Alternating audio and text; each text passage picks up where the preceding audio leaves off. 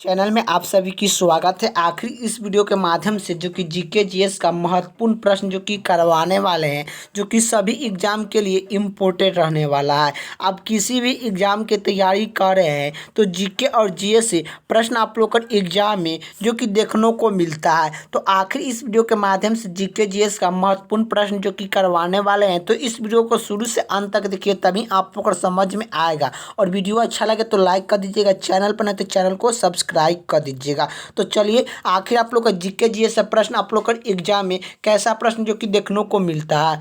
तो पहला प्रश्न क्या पूछ रहा है, तो पहला प्रश्न यही पूछ रहा है कि महात्मा गांधी को सर्वप्रथम राष्ट्रपति किसने कहा। तो महात्मा गांधी को सर्वप्रथम राष्ट्रपति किसने कहा, तो यह किसने कहा था। आप लोग का जो कि चार ऑप्शन जो कि आप लोग का दिया गया है, चारों ऑप्शन में से आप लोग का बताना है कि महात्मा गांधी को सर्वप्रथम राष्ट्रपति किसने कहा। तो महात्मा गांधी को सर्वप्रथम राष्ट्रपति किसने कहा था, तो सुभाष चंद्र बोस ने कहा था। तो महात्मा गांधी को राष्ट्रपति सर्वप्रथम किसने कहा था, तो यह सुभाष चंद्र बोस ने कहे थे। इसका राइट आंसर ऑप्शन जो कि ए हो जाएगा।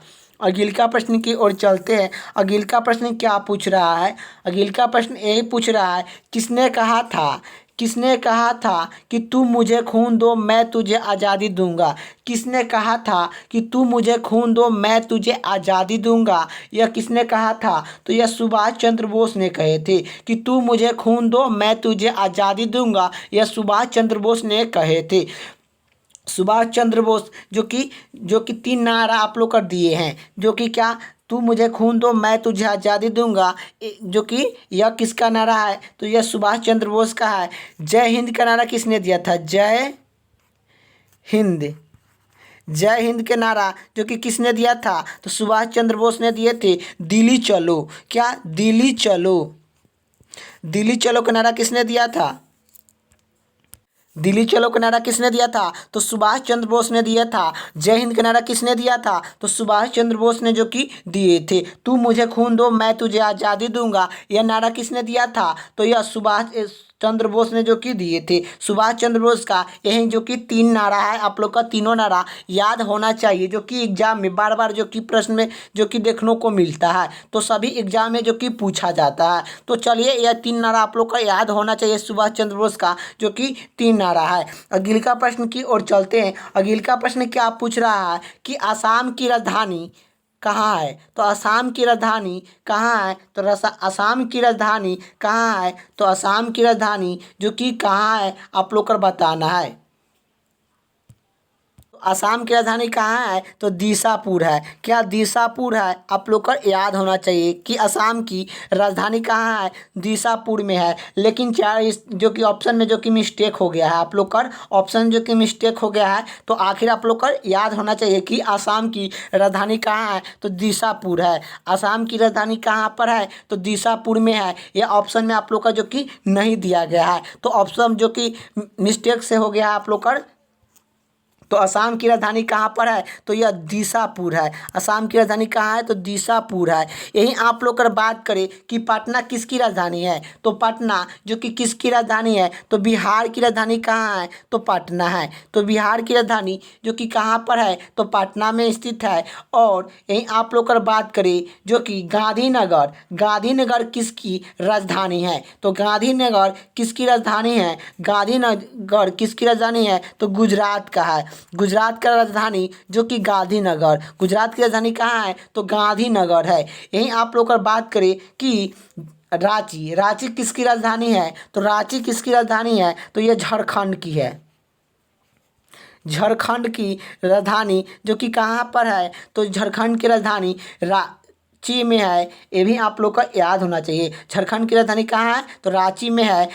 जो कि भोपाल, भोपाल किसकी है, तो भोपाल जो कि मध्य प्रदेश की है। भोपाल जो कि किसकी राजधानी है, तो यह जो कि मध्य प्रदेश की है। भोपाल किसकी राजधानी है? तो यह जो कि मध्य प्रदेश की है। तो भोपाल किसकी राजधानी है? तो यह मध्य प्रदेश की है। तो चलिए खाली आप लोग का रिपीट कर दे रहे हैं। तो आखिर आप लोग का पूछेगा कि असम की राजधानी कहाँ पर है? तो असम की राजधानी कहाँ पर है? तो असम की राजधानी जो कि कहाँ पर है? तो दीसापुर है। असम की राजधानी कहाँ पर है? दीसापुर है। बिहार की राजधानी कहाँ पर है? तो बिहार की राजधानी जो कि पटना में है। बिहार की राजधानी कहाँ है? तो पटना में है। जो कि गुजरात की राजधानी कहाँ पर है? तो गुजरात की राजधानी कहाँ पर है? तो गांधीनगर है। गुजरात की राजधानी जो कि कहाँ है? गांधीनगर है। जो कि रांची, रांची किसकी राजधानी है? तो झारखंड की राजधानी जो कि रांची है। तो झारखंड की राजधानी रांची है। जो कि मध्य प्रदेश की राजधानी कहाँ है? तो मध्य प्रदेश की राजधानी जो कि भोपाल है। तो मध्य प्रदेश की राजधानी जो कि भोपाल है, ये भी आप लोग का याद होना चाहिए। तो आखिर आप लोग का ये सभी राजधानी आप लोग का याद होना चाहिए, जो कि एग्जाम में बार बार प्रश्न जो कि राजधानी से प्रश्न जो कि देखने को मिलता है। तो चलिए अगला प्रश्न की ओर चलते हैं। तो अगला प्रश्न क्या पूछ रहा है? हड़प्पा सभ्यता किस युग के थी? तो हड़प्पा सभ्यता किस युग के थी? तो यह काशी के युग के थी। हड़प्पा सभ्यता किस युग के थी? तो काशी युग के थी। इसका राइट आंसर ऑप्शन जो कि सी हो जाएगा। अगला प्रश्न की बात करें, अगला प्रश्न क्या पूछ रहा है? सिंधु घाटी सिंधु सभ्यता, सिंधु सभ्यता के घर किससे बना जाता था? तो सिंधु सभ्यता का घर किससे बना जाता था? तो यह किससे बना जाता था? तो यह जो कि ईंट से बना जाता था। तो सिंधु सभ्यता का घर किससे बना जाता था? तो यह ईंट से बना जाता था। इसका राइट आंसर ऑप्शन जो कि डी हो जाएगा, ईट से। अगला प्रश्न की ओर चलते हैं। अगला प्रश्न क्या पूछ रहा है? इंडिका पुस्तक किसने लिखी? तो इंडिका पुस्तक किसने लिखी? तो यह मेगास्थनी ने इंडिका पुस्तक लिखी थी। तो मेगास्थनी ने इंडिका पुस्तक किसने लिखी? तो यह मेगास्थनिक ने जो कि लिखे थे। इसका राइट आंसर ऑप्शन जो कि बी हो जाएगा, मेगास्थनी। अगला प्रश्न की ओर अगला प्रश्न ये पूछ रहा है, जिम कॉर्ब नेशनल पार्क कहाँ पर स्थित है? जिम कॉर्ब नेशनल पार्क कहाँ पर स्थित है? तो यह उत्तराखंड में स्थित है। जिम कॉर्ब नेशनल पार्क कहाँ पर स्थित है? तो यह उत्तराखंड में स्थित है। जिम कॉर्ब नेशनल पार्क का स्थापना जो कि कब किया गया था? तो 1936 ईस्वी में किया गया था। इसका राइट आंसर क्या हो जाएगा? ऑप्शन जो कि डी हो जाएगा, उत्तराखंड। अगला प्रश्न की बात करें, अगला प्रश्न क्या पूछ रहा है कि भारत में सबसे ज़्यादा चाय किस राज्य में पैदावार होती है? तो भारत में सबसे ज़्यादा चाय किस राज्य में पैदावार होती है? तो यह सबसे ज़्यादा जो कि चाय कहाँ पर पैदावार होती है? तो असम में होती है। असम में सबसे ज़्यादा जो कि चाय होती है। असम में सबसे ज़्यादा क्या मिलता है? तो चाय का सौधानिक उपजाऊ होता है। यही आप लोग कर बात करें, उत्तर प्रदेश में जो कि सबसे ज़्यादा क्या क्या होता है? उत्तर प्रदेश में सबसे ज़्यादा जो कि गेहूँ होता है। सबसे ज़्यादा जो कि उत्तर प्रदेश में गेहूँ होता है, और जो कि जौ होता है, और जो कि गन्ना होता है और आलू होता है। ये सब सबसे ज़्यादा जो कि उत्तर प्रदेश में होता है। क्या क्या होता है? जौ होता है, गेहूँ होता है, जो कि गन्ना होता है और आलू होता है। सबसे ज़्यादा कहाँ? उत्तर प्रदेश में। सबसे ज़्यादा उत्तर प्रदेश में गेहूँ, जौ, गन्ना और आलू सबसे ज़्यादा उत्तर प्रदेश में होता है। चावल सबसे ज़्यादा कहाँ पर होता है? तो चावल सबसे ज़्यादा जो कि कहाँ पर होता है? तो चावल सबसे ज़्यादा कहाँ पर होता है? तो यह पश्चिम बंगाल में होता है। सबसे ज़्यादा जो कि पश्चिम बंगाल में जो कि चावल होता है और जूट होता है। चावल और जूट पश्चिम बंगाल में सबसे जो कि ज़्यादा होता है। ये भी आप लोग को याद होना चाहिए। जूट और चावल पश्चिम बंगाल में सबसे जो कि ज़्यादा होता है।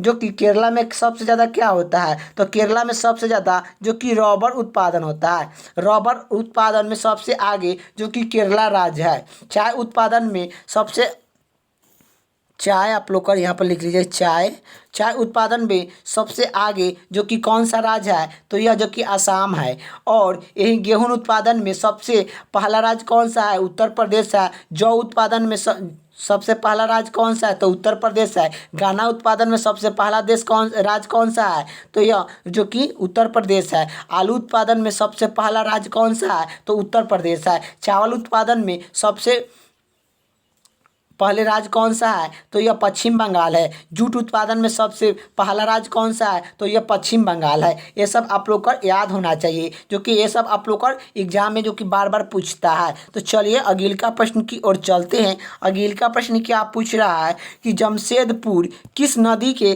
तट पर स्थित है।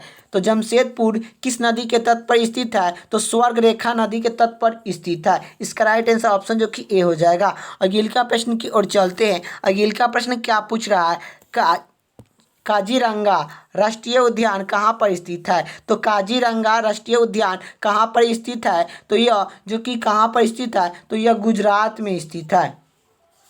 इसका राइट आंसर ऑप्शन जो कि डी हो जाएगा। अगले का प्रश्न की ओर चलते हैं। अगले का प्रश्न क्या पूछ रहा है, सुंदरवन का डेल्टा कौन सी नदी पर बनती है। तो सुंदरवन का डेल्टा कौन सी नदी पर बनती है, तो गंगा नदी और ब्रह्मपुत्र नदी पर जो कि बनती है। सुंदरवन डेल्टा का कौन सी नदी पर बनती है, तो यह गंगा नदी और ब्रह्मपुत्र नदी पर बनती है। इसका राइट आंसर ऑप्शन जो कि डी हो जाएगा। अगले का प्रश्न की ओर चलते हैं। अगले का प्रश्न क्या पूछ रहा है, निम्न में से किस नदी को बिहार का शोक कहा जाता है। निम्न में से किस नदी को बिहार का शोक कहा जाता है, तो कोसी नदी को बिहार का शोक कहा जाता है। इसका राइट आंसर ऑप्शन जो कि बी हो जाएगा।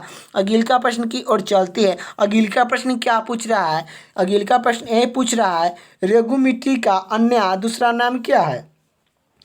तो रेगू मिट्टी का दूसरा नाम क्या है, तो रेगू मिट्टी का दूसरा नाम क्या है, तो रेगू मिट्टी को हम लोग काली मिट्टी भी कहते हैं। रेगू मिट्टी को हम लोग दूसरा नाम क्या है, तो काली मिट्टी कहते हैं। तो रेगू मिट्टी का दूसरा नाम क्या है, काली मिट्टी है। इसका राइट आंसर ऑप्शन जो कि डी हो जाएगा। काली मिट्टी में सबसे ज़्यादा कपास होता है। क्या होता है, कपास।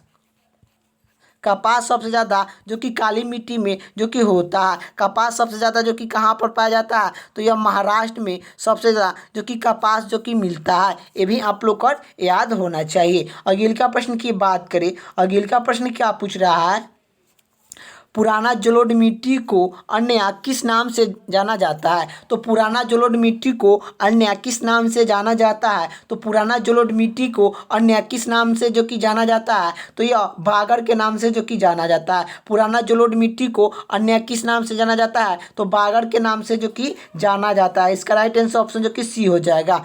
अगले का प्रश्न की ओर चलते हैं। अगले का प्रश्न क्या पूछ रहा है कि भारत में हरी क्रांति का जनक किसे माना जाता है। तो भारत में हरी क्रांति का जनक जो कि किसे माना जाता है, तो भारत में हरी क्रांति का जनक किसे माना जाता है, तो डॉक्टर एम.एस. नाथ स्वामी को जो कि भारत में हरी क्रांति का जनक माना जाता है। तो डॉक्टर एम.एस. नाथ स्वामी को भारत में हरी क्रांति का जनक माना जाता है। इसका राइट आंसर ऑप्शन जो कि सी हो जाएगा।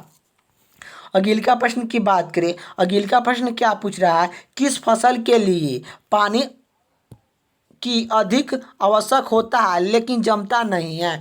तो किस फसल के लिए पानी अधिक आवश्यक होता है लेकिन जमता नहीं है, तो यह जो कि किस में जो कि पानी अधिक आवश्यक होता है लेकिन जमता नहीं है, तो यह चाय में जो कि नहीं जमता है। तो जो कि पानी अधिक आवश्यक होता है लेकिन जमता नहीं है, तो यह चाय में जो कि नहीं हो जमता है पानी। तो इसका राइट आंसर जो कि ऑप्शन जो कि डी हो जाएगा। यही प्रश्न में आएगा कि चाय सबसे ज़्यादा कहाँ पर पैदा होता है, तो यह जो कि असम में जो कि सबसे ज़्यादा चाय की खेती होती है। जूट जो कि क्या, जूट और धान, क्या जूट और धान, जूट और धान सबसे अधिक जो कि पश्चिम बंगाल में होता है। पश्चिम बंगाल में जो कि जूट और जो कि पश्चिम बंगाल में जूट और धान सबसे ज़्यादा होता है। गुजरात में मूंगफली सबसे ज़्यादा होता है। गुजरात में सबसे ज़्यादा जो कि कौन सा होता है, तो यह मूंगफली होता है। जो कि गुजरात में सबसे ज़्यादा मूंगफली उपजान होता है। चाय सबसे ज़्यादा कहाँ पर मिलता है, तो असम में मिलता है। चाय सबसे ज़्यादा कहाँ मिलता है, असम में मिलता है। और मूंगफली सबसे ज़्यादा कहाँ मिलता है, तो गुजरात में मिलता है। धान और जूट सबसे ज़्यादा कहाँ मिलता है, तो यह पश्चिम बंगाल में जो कि मिलता है। अगले का प्रश्न की ओर चलते हैं। अगले का प्रश्न क्या पूछ रहा है, निम्न में से कौन सी खड़ी फसल नहीं है। निम्न में से कौन सी खड़ी फसल नहीं है, तो निम्न में से कौन सी खड़ी फसल नहीं है, तो यह ऑप्शन ए में दिया गया कपास, ऑप्शन जो कि बी में दिया गया है मूंगफली, ऑप्शन सी में दिया गया है जो कि मकई, ऑप्शन जो कि डी में दिया गया है सरसों। तो यही आप लोग का प्रश्न में क्या पूछ रहा है कि इनमें से कौन सी खड़ी फसल नहीं है? इनमें से कौन सी खड़ी फसल नहीं है? तो जो कि सरसों एक खड़ी फसल नहीं है, सरसों एक जो कि रबी फसल आती है। तो सरसों एक रबी फसल है, आप लोग को याद होना चाहिए कि सरसों कौन सी कैसा फसल है, तो एक रबी फसल है। तो इसका राइट आंसर ऑप्शन जो कि डी हो जाएगा। लेकिन कपास, मूंगफली, मकई, ये क्या है? ये तीनों जो कि क्या है? एक खड़ी फसल है। क्या? एक खड़ी फसल है। ये भी आप लोग को याद होना चाहिए। अगले का प्रश्न क्या पूछ रहा है? भारत में सबसे ज़्यादा गेहूँ किस राज्य में पैदावार होती है? तो भारत में सबसे ज़्यादा गेहूँ किस राज्य में पैदावार होती है? तो यह उत्तर प्रदेश में होती है। उत्तर प्रदेश में होती है। आप लोग का उत्तर प्रदेश आप लोग का यहाँ पर बना लीजिएगा, उत्तर प्रदेश। उत्तर प्रदेश आप लोग का जो कि ऑप्शन जो कि बी में बना लीजिएगा, उत्तर प्रदेश। तो इसका राइट आंसर क्या हो जाएगा? उत्तर प्रदेश। उत्तर प्रदेश में सबसे ज़्यादा जो कि क्या होता है? तो गेहूं उत्पादन होता है। ये भी आप लोग को याद होना चाहिए। तो इसका राइट आंसर ऑप्शन जो कि आप लोग का बी है। आप लोग का जो कि बी लगा लीजिएगा। उत्तर प्रदेश में सबसे ज़्यादा जो कि गेहूं उत्पादन होता है। अगले का प्रश्न की बात करें, अगले का प्रश्न क्या पूछ रहा है? निम्नलिखित में से कौन सी फसल नागदा फसल है? निम्नलिखित में से कौन सी नागदा फसल है? तो निम्नलिखित में से कौन सी नागदा फसल है? तो यह नागदा फसल कौन सा है? तो मकई एक नागदा फसल है। मकई एक नागदा फसल है। निम्नलिखित में से कौन सा एक नागदा फसल है? मकई एक नागदा फसल है। इसका राइट आंसर ऑप्शन जो कि बी हो जाएगा। अगले का प्रश्न की ओर चलते हैं। अगले का प्रश्न क्या पूछ रहा है कि भारत की पूर्व से पश्चिम तक की लंबाई कितनी है? तो भारत की पूर्व से पश्चिम तक की लंबाई जो कि कितनी है? तो भारत की पूर्व से पश्चिम तक की लंबाई कितनी है? तो 2933 किलोमीटर है। 2933 किलोमीटर है। ये भी आप लोग को याद होना चाहिए। तो इसका राइट आंसर क्या हो जाएगा? ऑप्शन जो कि ए हो जाएगा। भारत की पूर्व से पश्चिम तक की लंबाई जो कि कितनी है? तो 2933 किलोमीटर है। इसका राइट आंसर ऑप्शन जो कि ए हो जाएगा। अगले का प्रश्न की ओर चलते हैं। अगले का प्रश्न क्या पूछ रहा है? भारत की तटरेखा की लंबाई कितनी है? तो भारत की तटरेखा की लंबाई जो कि कितनी है? तो भारत की तटरेखा की लंबाई 6100 जो कि है, 6100 जो कि किलोमीटर है। 6100 किलोमीटर भारत की तटरेखा की लंबाई है। इसका राइट आंसर ऑप्शन जो कि बी हो जाएगा। अगले का प्रश्न की ओर चलते हैं। अगले का प्रश्न क्या पूछ रहा है? भारत का दक्षिणी बिंदु का कौन सा है? तो भारत का दक्षिणता बिंदु कौन सा है? तो इंदिरा प्लावट है। इंदिरा प्लावट है। इंदिरा प्लावट जो कि है। तो भारत का दक्षिणतम बिंदु कौन सा है? तो इंदिरा प्लावट है। इसका राइट आंसर ऑप्शन जो कि डी हो जाएगा।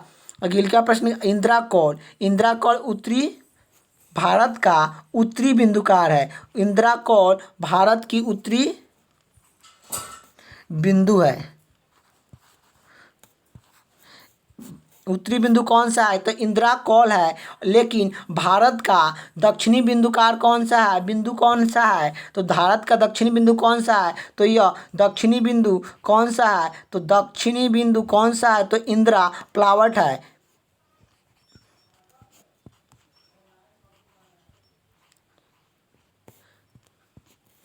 तो इसका राइट आंसर ऑप्शन जो कि डी हो जाएगा। अगले का प्रश्न की ओर चलते हैं। अगले का प्रश्न क्या पूछ रहा है? अगले का प्रश्न ये पूछ रहा है, किस भारतीय राज्य की सीमा सौधानिक राज्यों की सीमा को संस्पर्श करता है? तो आखिर आप लोग को बताना है किस भारतीय राज्य की सीमा सौधानिक सीमा के साथ, क्या सौधानिक राज्य के साथ की सीमा के साथ संपर्क करता है? तो किस भारतीय राज्य की सीमा सौधानिक राज्य की सीमा के साथ संपर्क करता है? तो उत्तर प्रदेश का सीमा सौधानिक राज्य से सीमा के साथ जो कि संपर्क जो कि करता है। इसका राइट आंसर ऑप्शन जो कि डी हो जाएगा। अगले का प्रश्न की ओर चलते हैं। अगले का प्रश्न क्या पूछ रहा है कि भारत में निम्नलिखित में से किस राज्य की तटरेखा सबसे लंबी है? भारत में निम्नलिखित में से किस राज्य की तटरेखा सबसे लंबी है? तो यह गुजरात की तटरेखा की सीमा सबसे जो कि लंबी है। इसका राइट आंसर ऑप्शन जो कि ए हो जाएगा। अगले का प्रश्न की बात करें, अगले का प्रश्न क्या पूछ रहा है कि कर्क रेखा भारत के कितने राज्य से होकर गुजरता है? तो कर्क रेखा भारत के कितने राज्य से होकर जो कि गुजरता है? तो यह जो कि 8 राज्य से होकर गुजरता है। तो कर्क रेखा भारत के कितने राज्य से होकर गुजरता है? तो 8 राज्य से होकर गुजरता है। इसका ट्रिक क्या है? मित्र पर गमछा झाड़, मित्र पर गमछा झाड़, गमछा झाड़ इसका ट्रिक है। ये आप लोग को याद होना चाहिए कि कर्क रेखा 8 राज्य से होकर गुजरता है। 8 राज्य का नाम आप लोग को याद होना चाहिए। तो आखिर जो कि मी से क्या हो गया? मिजोरम हो गया,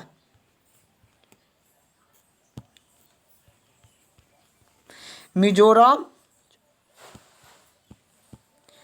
मिजोरम हो गया। मी से मिजोरम आप लोग का याद, मिजोरम। ती से क्या हो गया? त्रिपुरम, ती से क्या हो गया? त्रिपुरम हो गया। प से क्या हो गया? पश्चिम बंगाल, प से क्या हो गया? पश्चिम बंगाल। र से क्या हो गया? राजस्थान।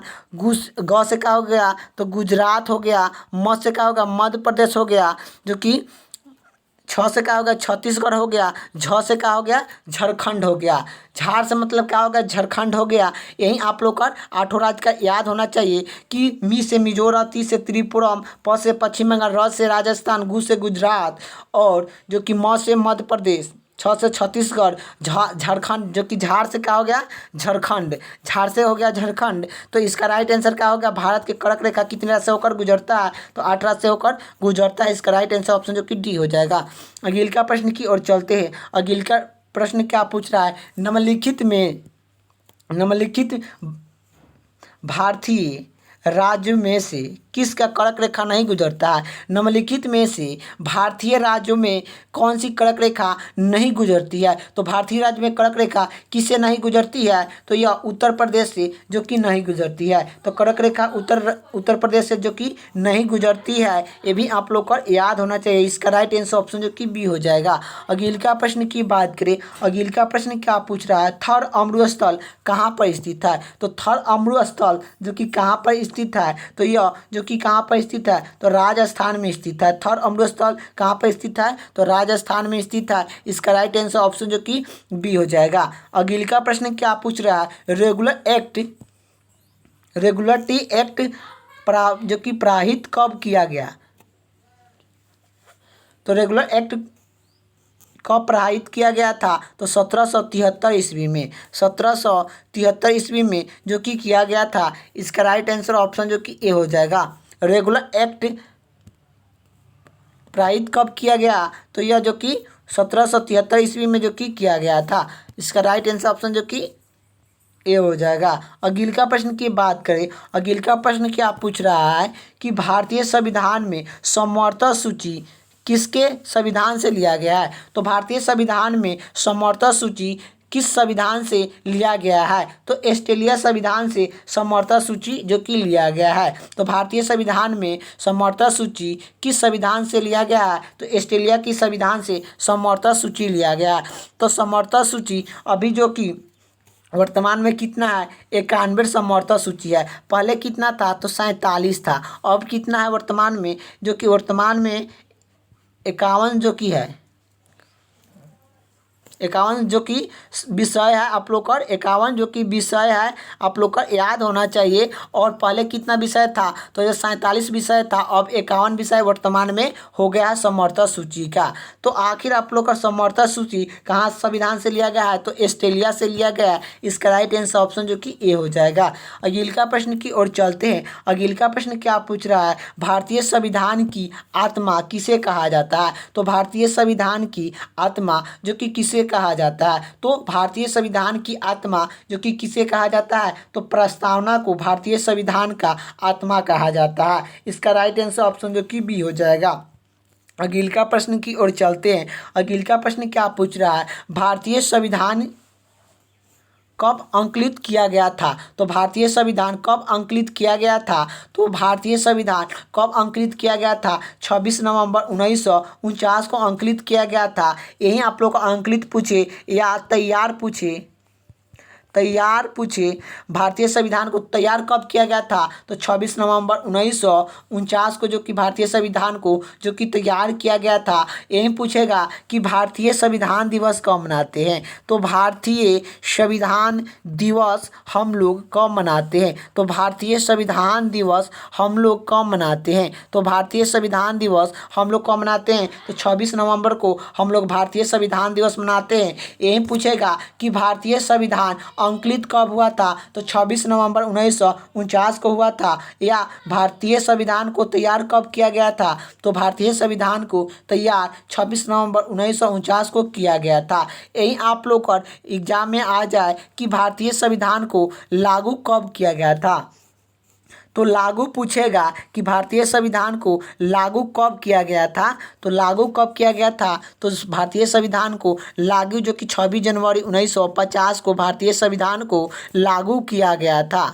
ये भी आप लोग को याद होना चाहिए कि भारतीय संविधान को लागू कब किया गया था? 26 नवंबर 1949 को जो कि तैयार किया था। और लागू पूछेगा केवल कि भारतीय संविधान को लागू कब किया गया था? तो 26 जनवरी 1950 को भारतीय संविधान को लागू किया गया था। लेकिन तैयार और अंकित पूछेगा तो 26 नवंबर को आप लोग को बताना है।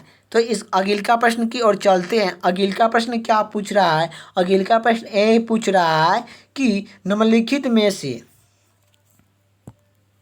किस तारीख को भारतीय संविधान को लागू किया गया था? निम्नलिखित में से किस तारीख को भारतीय संविधान को लागू किया गया था? तो यह 26 जनवरी 1950 को भारतीय संविधान को लागू किया गया था। इसका राइट आंसर ऑप्शन जो कि ए हो जाएगा। अगले का प्रश्न की ओर चलते हैं। अगले का प्रश्न क्या पूछ रहा है? भारतीय संविधान सभा में महिलाओं सदस्य की कुल कितनी थी? तो कुल कितने थी? तो भारतीय संविधान सभा में महिलाओं सदस्य की कुल कितनी संख्या थी? तो कुल कितनी संख्या थी? तो यह 15 संख्या थी। तो कुल महिलाओं के लिए संविधान सभा में जो कि कुल कितने जो कि सदस्य थे? तो यह जो कि 15 सदस्य महिलाओं में थे।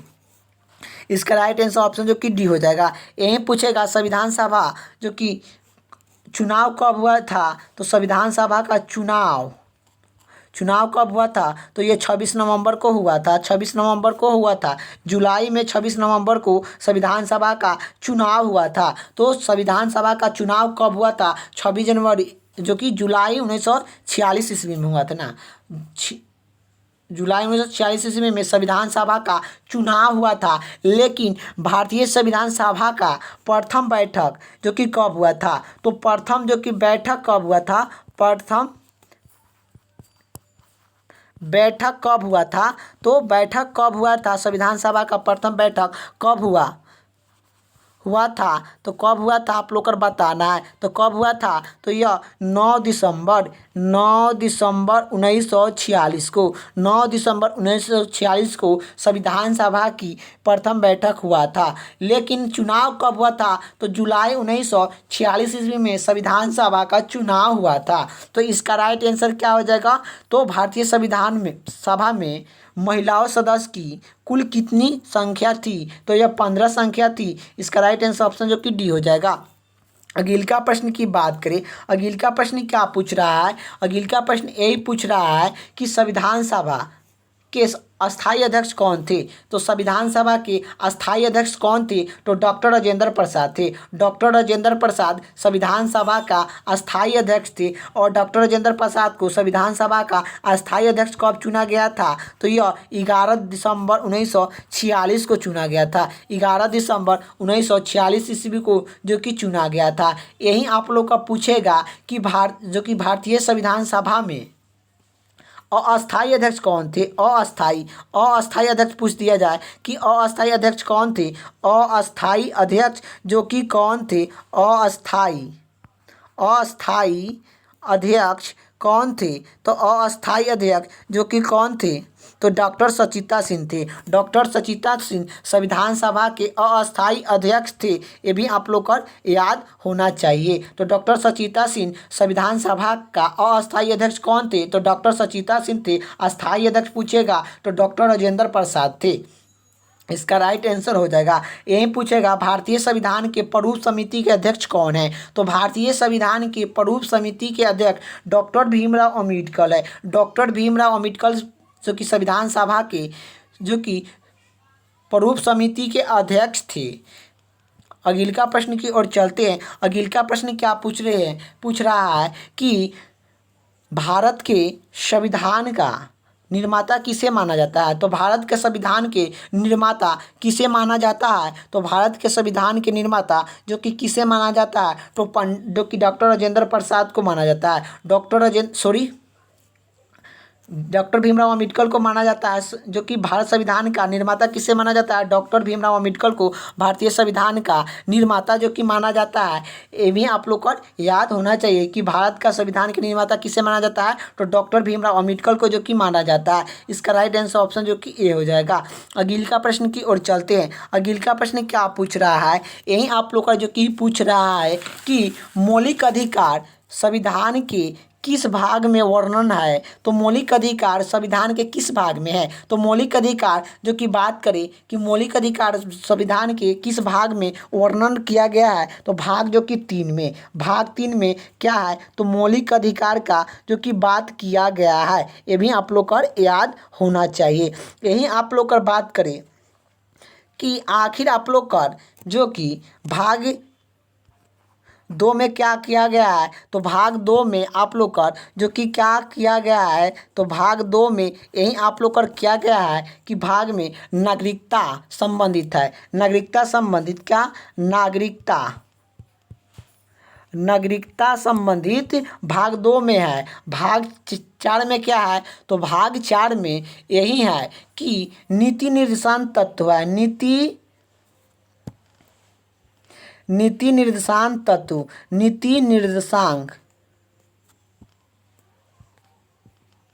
निर्देशांक तत्व चौथा भाग में जो कि दिया गया, नीति निर्देशांक तत्व जो कि दिया गया है। ये भी आप लोग को याद होना चाहिए। भाग 1 में जो कि क्या है? भाग 1 में जो कि यही है कि भाग 1 में आप लोग को जो कि क्या दिया गया है? तो भाग 1 में आप लोग को जो कि क्या दिया गया है? तो भाग 1 में जो कि क्या दिया गया है? जो कि संघ एवं उस राज्य का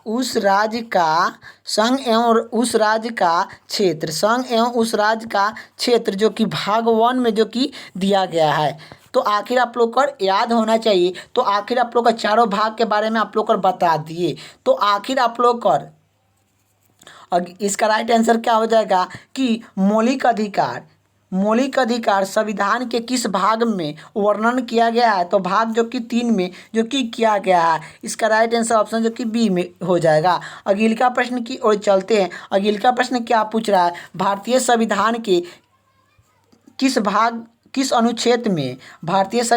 किस अनुच्छेद में प्रेस की स्वतंत्रता दिया गया है? तो भारतीय संविधान के किस अनुच्छेद में प्रेस की स्वतंत्रता दिया गया है? तो अनुच्छेद जो कि 19 के आई में जो कि दिया गया। अनुच्छेद 19 के आई में जो कि प्रेस की स्वतंत्रता जो कि दिया गया है। तो प्रेस की स्वतंत्रता जो किस अनुच्छेद में दिया गया है? तो 19 के आई में जो कि दिया गया है। इसका राइट आंसर क्या हो जाएगा? ऑप्शन जो कि बी हो जाएगा, अनुच्छेद जो कि 19 के आई।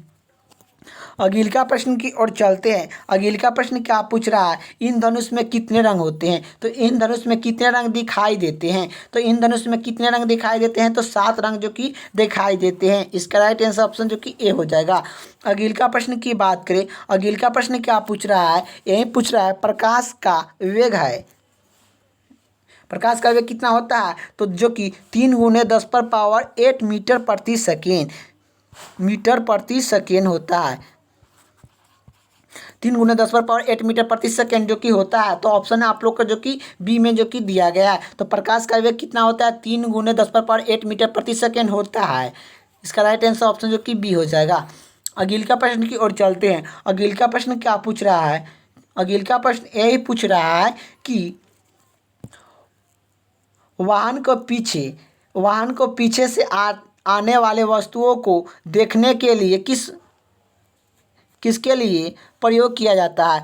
तो आखिर आप लोग को बताना है कि वाहन को पीछे से आने वाले वस्तुओं को देखने के लिए किसका प्रयोग करते हैं। तो किसका प्रयोग करते हैं तो आप लोग देख लीजिए। देखिए आप लोग का यहाँ पर जो कि एक गाड़ी है, आप लोग का मान लीजिए एक यहाँ पर जो कि गाड़ी है, यहाँ पर एक जो कि लड़का है वह जो कि पीछे के आ रहा है, तो वह हम लोग किससे देखेंगे। तो यह जो कि आप लोग जानते हैं कि गाड़ी में जो कि एक शीशा होता है, उसी शीशा में जो कि देखते हैं कि पीछे वस्तु आ रहा है या लड़का आ रहा है, तो वह किस दर्पण के द्वारा जो कि देखते हैं। तो उसका प्रयोग की जो कि किसके लिए किया जाता है तो उत्तल दर्पण के द्वारा जो कि देखते हैं। उत्तल दर्पण के द्वारा जो कि हम लोग देखते हैं कि पीछे से वस्तु आ रहा है कि नहीं। तो यही पूछा गया है कि वाहनों से पीछे से आने वाले वस्तुओं को देखने के लिए किसका प्रयोग करते हैं। तो वाहनों को पीछे के देखने के लिए किसका प्रयोग करते हैं तो एक उत्तल दर्पण का प्रयोग करते हैं। शीशा में उत्तल दर्पण जो कि